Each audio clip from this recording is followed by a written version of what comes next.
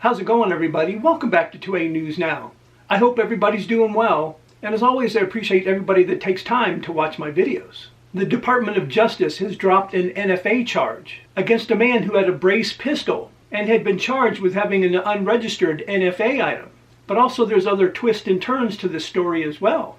The guy I'm going to be talking about today is Taylor Taranto, and he was one of the J6ers pardoned by President Trump. But in a totally separate incident, also in Washington, D.C., he was arrested on gun charges. And one of those charges was he was in possession of an unregistered SBR. And the firearm they said was an unregistered SBR was a CZ Scorpion EVO 3 S1 pistol that also had an SB Tactical stabilizing brace attached to it.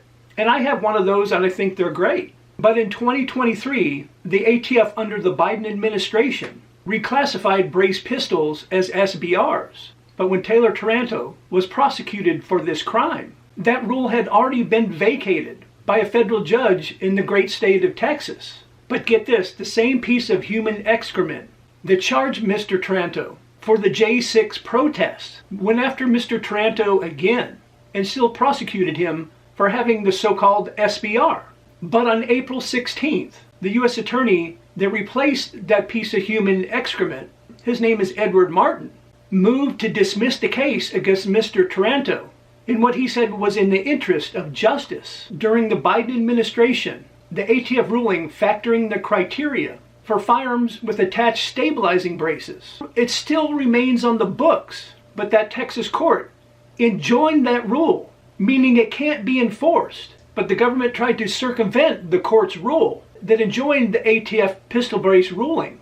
But the ATF claimed they still can enforce that rule. But Mr. Taranto's attorney said in a court filing that the ATF's position was truly astonishing and contradictory and unfair and was not legally sound. And even though President Trump pardoned the J6ers, Taylor Taranto still remains in a DC jail because of another firearm-related charge. This still has to do with that CZ Scorpion EVO 3. And it's unbelievable the conditions that Mr. Taranto has been living in since they put him in jail, being confined in a cell where water is coming through the walls, which of course is now turning into mold in his cell. And we all know that it's unhealthy for people to be in close contact with that mold. And each day he's confined for long periods of time. And he says as well as there's lack of basic sanitation.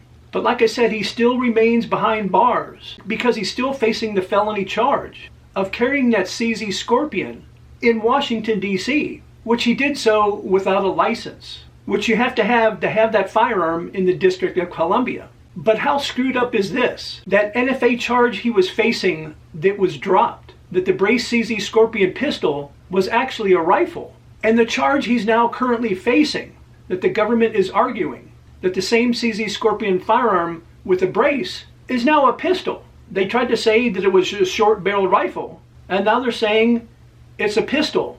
Which one is it? And in the early part of April, the DOJ and the ATF announced that they were going to review the stabilizing brace regulations, which would also include talking with industry leaders and legal experts, as well as gun rights groups. And their end goal is to make sure that the policies are constitutional and protective of Americans' Second Amendment rights. So Mr. Taranto had three very serious things going against him. He was charged with part of being a January 6er, and President Trump pardoned them. He was charged with having an unregistered NFA item, which was a CZ Scorpion EVO 3 S1 pistol with a stabilizing brace. And that charge should have and was dismissed. But Mr. Taranto had to know it was against the law for him to have the CZ Scorpion in Washington, D.C. without a license. And that most likely they're going to put him away for. And I really would like to hear you guys' thoughts on today's video in the comment section down below. And also I want to let everybody know I appreciate everybody that supports the channel. And it's amazing how everybody crushes it after I post a video by liking, sharing, and subscribing and hitting those post notifications, as well as all the comments that are left on the videos as well. And I'm very grateful that you guys do so. It helps the channel out and helps it continue to grow. And I invite all of you to come back and watch my next video.